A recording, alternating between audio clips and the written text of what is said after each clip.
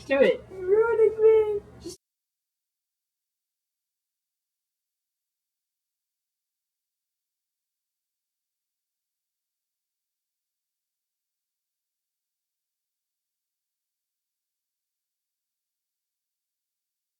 We women in the Middle Ages do not have nearly as many rights as men.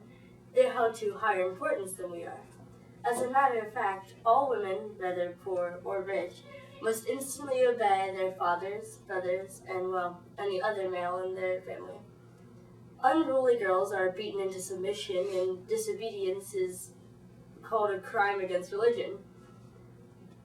Luckily, we noble and royal women do have our education rights. Although we don't learn the things that men learn, such as literature, math, and music, we do learn household etiquette, manners, cleaning, how to take care of the serfs, to watch over the children, and to court with men once we get older. Some other things we learn are how to dance and how to archer. Proper cleaning and how to look good and have manners are pretty much our idea of education in the Middle Ages.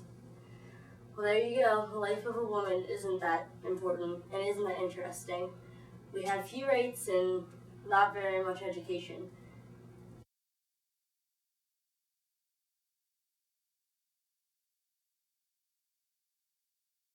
And I'm here to tell you about the daily life of a noble like myself. But first you need to know a little in general about them. In order for a noble to become a noble, you would be born into the family. A noble's first son would become a noble, and his second son would become a knight. Now, let's get on to what I was saying. First is where they lived. Nobles lived in stone castles because war was always a threat. The castle would protect themselves, the families, and the serfs. The keep was where the family lived. It would serve as a dining room, dance hall, and an office. The upper floor would reserve for the family to play games and talk. This is also where the lord and scholars lived. There were also a kitchen and rooms for the servants and knights. Now, let's talk about what they wore. If nobles wore brighter colors, better material, and longer jackets, this was a symbol of their wealth. Some examples are silk, velvet, damask. Some fashions for the men were a hose and a jacket with skirting and pleating, or a tunic with a surcoat. At one point, it was fashionable for men to wear shoes with pointed toes. Nobles had very expensive taste for rich and varied foods in the Middle Ages. Spices, salt, and peppers mixed with salted meat, dried vegetables, and bread were some of the main ingredients when serving the wealthy. Some foods were heavily seasoned to help disguise some bad tastes. When a noble would have some guests over, they did not have silverware, plates, and they even had to share a cup. If the guests got thirsty, they had to call over the cupbearer and bring them a drink that was shared by everyone in the room.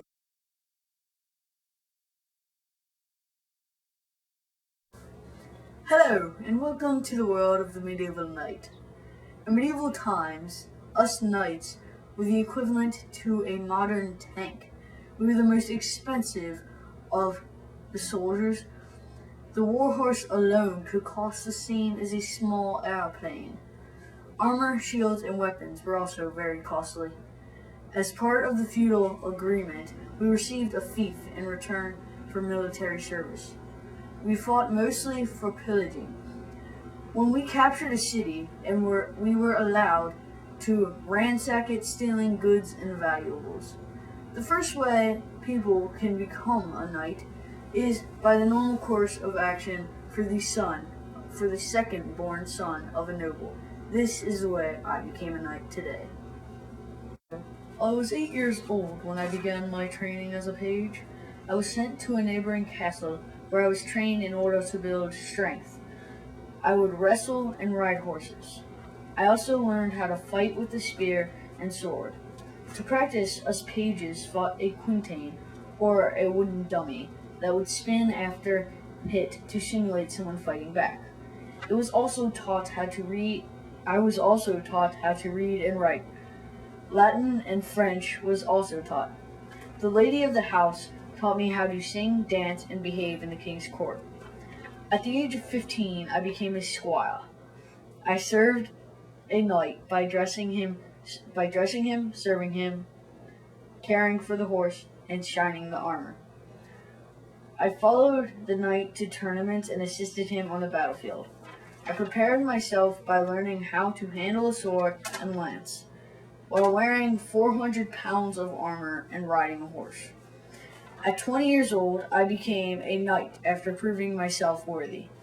A lord agreed to dub me in the dubbing ceremony. Before the ceremony, I would dress in a white tunic and red robes. Then I fasted and prayed all night before. The priest would bless my sword and lay it on the church's altar. Then I took a bath before dawn to show I was pure. Then I would go to confession. Then I ate breakfast soon before the dubbing ceremony. Then I knelt in front of the Lord, who lightly tapped me on each shoulder.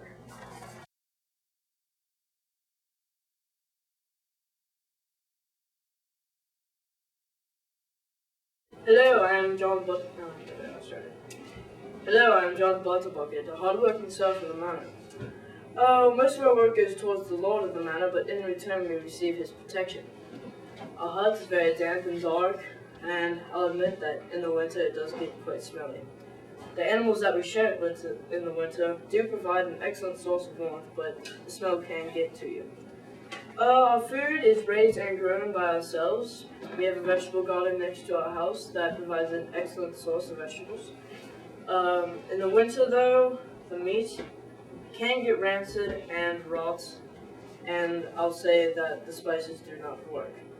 But that first bite of the vegetables in the springtime are delicious. Our clothes are very hard to make. We have to wear tattered clothes before starting to make them in the spring, where we shear the sheep and then spin the wool into cloth, which can then be made out of clothes. Well, my family should be coming home soon, so I should start getting to make this dinner, but you're welcome to stay. There will be plenty of food for all of us tonight.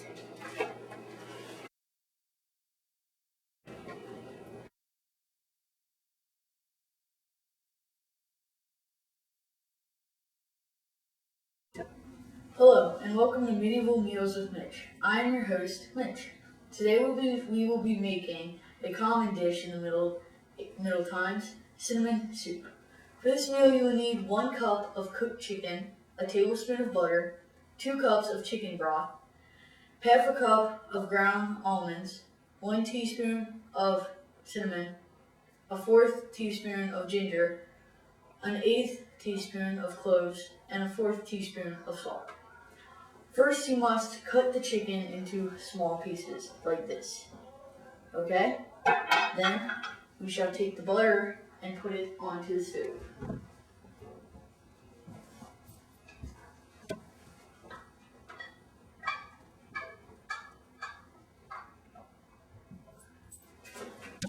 And we let that melt for a little while.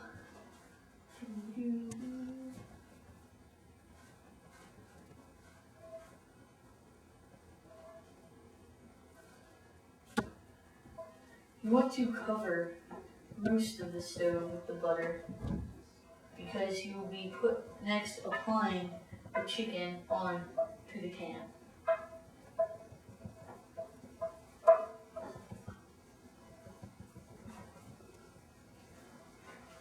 We will be taking a short break, ma'am. Hello there, and welcome to Chloe's Clothing Corner. In today's edition, I will be introducing to you clothes from every social standing in the Middle Ages. First, we have the glorious, extraordinary royals, including me. If you're wealthy, you'll probably have a variety of clothes to choose from, all in the latest styles and colors. And the color for this edition of Chloe's Clothing is a mossy green, so you wealthy leaders better get sewing. Silks are very expensive, and only royalty and nobles can really afford this luxurious material. No peasant would ever dream of owning a silk dress.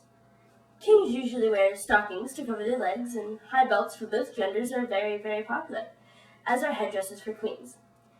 Nobles wear some of the same things as kings and queens, but they do have their own way to show their standing as well. In style right now for men is a woolen tunic, belted at the waist, that has been embroidered around the hem. As for women, a woolen dress with white linen and embroidery is very in right now. Along with the headdress, many women are using leather headbands to keep them in place. The funny fashion nobles are starting as hats. The taller the hat, the taller the pile of moolah. I must, because it is required of me, I must explain the style of the peasants and serfs.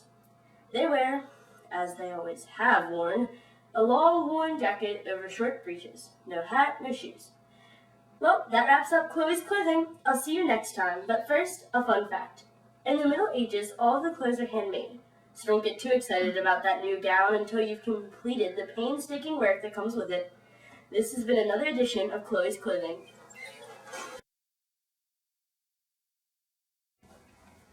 Okay, now, welcome back. Now, since the butter is melted, we will pour the chicken on.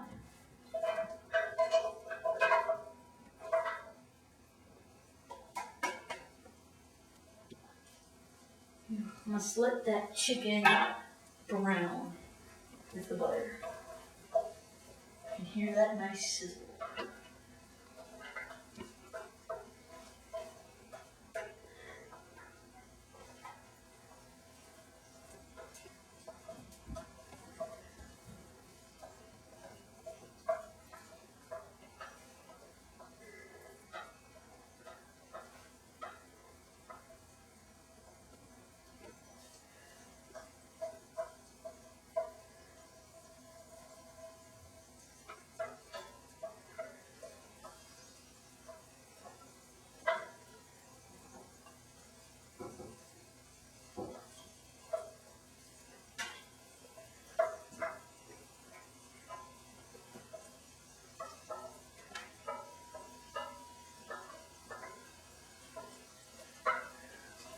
You must let the chicken turn brown. Okay, now, after this, you must take the chicken broth and pour that into the chicken and butter.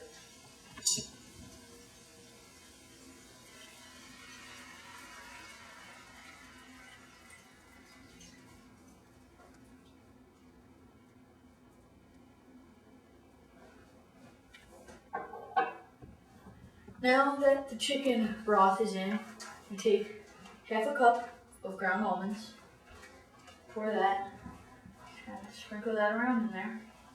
Get that good.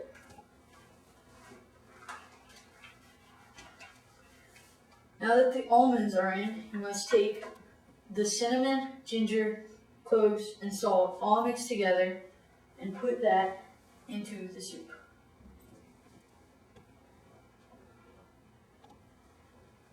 There we go.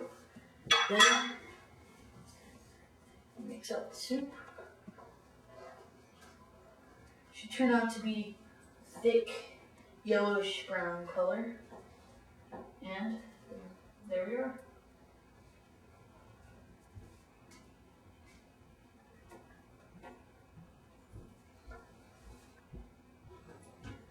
And here's our finished project.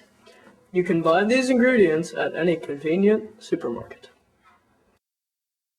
Hi, I'm John Butterbucket from the John Butterbucket Dr. X Cleaning Facility. We are currently overstocked in Dr. X disc cleaners. Man, you can take your disc, put it in a disc slot, move it around for a little bit, get all those scratches and smudges, streaks all off your disc, so you can have a clean, workable disc anytime you need to.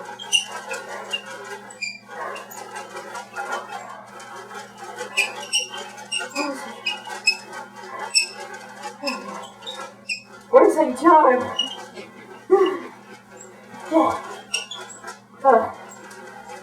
Almost done.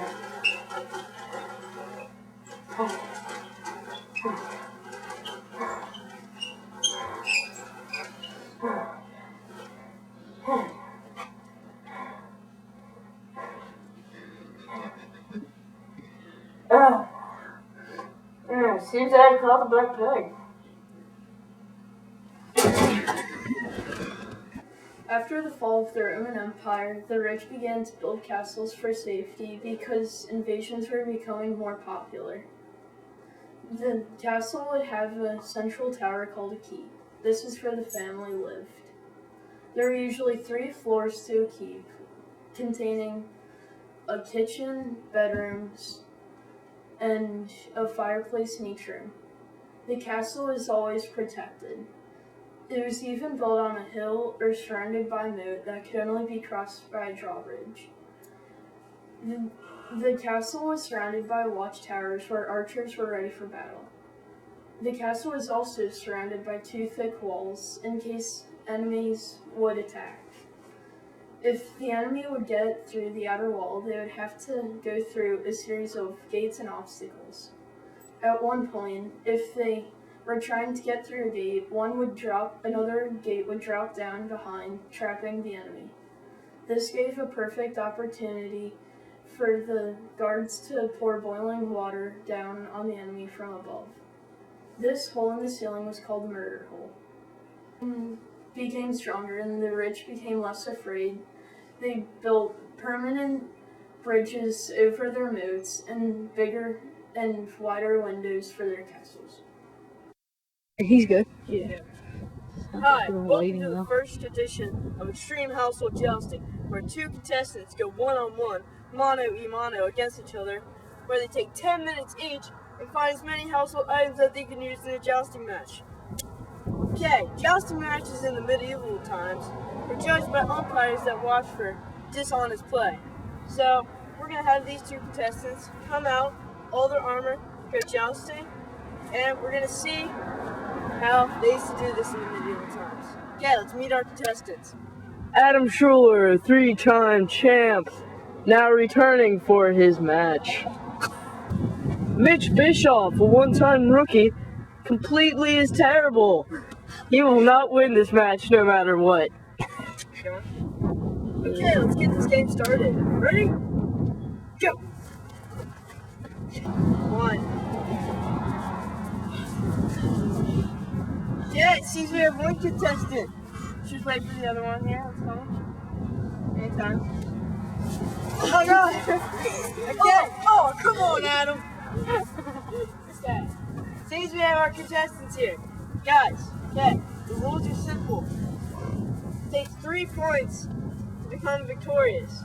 1 point for landing a hit on the other opponent. 2 points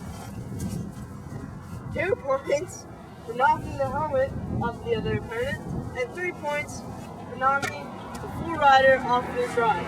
Okay, let's get this going.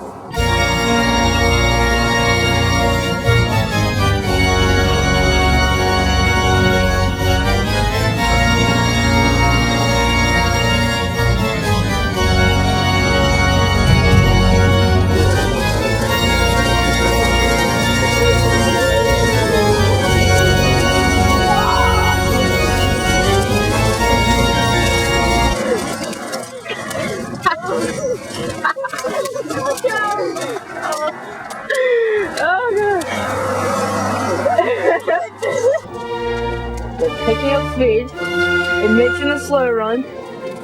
We're gonna get a close connection on Adam here. Here we go. Adam, don't fail. Just joust from that, go. Run like the wind.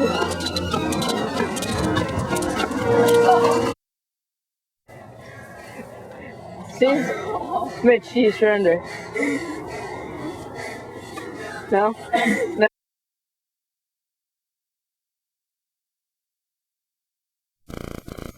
In the Middle Ages, do not have as many rights as men. As a matter of fact, we have to instantly obey our fathers, brothers, and, well, any other male in our family. Amen. Whether you're rich or poor, we do not have... Wow.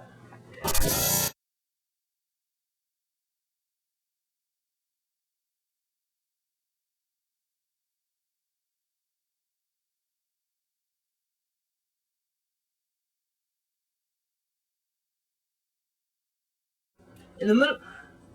That's so terrible. Go in the other room. Go in the other room. Just go on. In the Middle Ages, there are many kind of ships. In the Middle Ages, there are many kind of ships used. Well, the main one that they used was for transportation. It was called the carrack. Now, it's a basic standard ship. Shut up, Mitch. With a little back, I forget what it's called. The aft castle, which was mainly used for cannons to shoot down on upcoming enemies that were boarding a ship. And then it had about 3 to 4 masts on each side. So we have one big one in the middle, which is called the main mast. It's about 2 sails on each. Then we got one in the front, which is about 1 that had a slightly big one. Then we had one with the end of the ship that came out, and it had a sail in the front, which is there. And that was about it. That was about the sails, about 3. The little X's there. I don't know why. Okay, now let's move on. This is the forecastle where archers. This is where the archers shot little arrows also down upon the enemies that were upcoming. Or if they clashed in between a ship, they would shoot down on usually the captain to slow down the ship from proceeding, or they would shoot at the sails to decrease their speed. And that's about it. And supposedly they had tanks in the Middle Ages. Which brings us back to the knight, worth almost as much as a tank. So, we can consider this a tank, or a knight. Riding, okay, a tank's coming down. In the water. In the water. It's one of those floating tanks in the war. And it shoots at the ship. Pow. And So it leaves a hole in the ship. let's review this. Look, the water's going in. Oh my god. There is a sail. Yeah. Archer, Yeah, Archer. 2 cannons, No, well, depends. Usually 3. 3 cannons, No, 4. 4 cannons, With one big one. with 1 big one. And that is the aft Not castle. a sail. That is sail. That is the aft castle. What about the X? What the X? Sorry. That is the aft castle. That What's is this? the forecastle. Nice job. What else, Mitch? And What is this called? that is the mast. What mast? That is the mast. What kind of mast? Mitch. A mast. Actually, it was a what kind of mast, Tanner? It was a main mast, as a matter of fact. And then, if any idiot cannot figure this one out, Mitch, That was a mast. what was before it?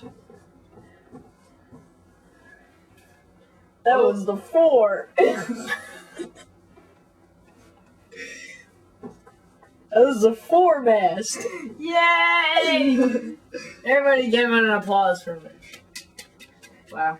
So, overall, a tank hits here, ship goes kerplunk. But since you won't be seeing that many tanks in water, this is your basic ship. Oh, yeah. Okay. Then randomly a cannonball comes out. Hits the archer. The wind carries the cannonball. This is still filming. I know. I'm stopping it. Okay, go for it.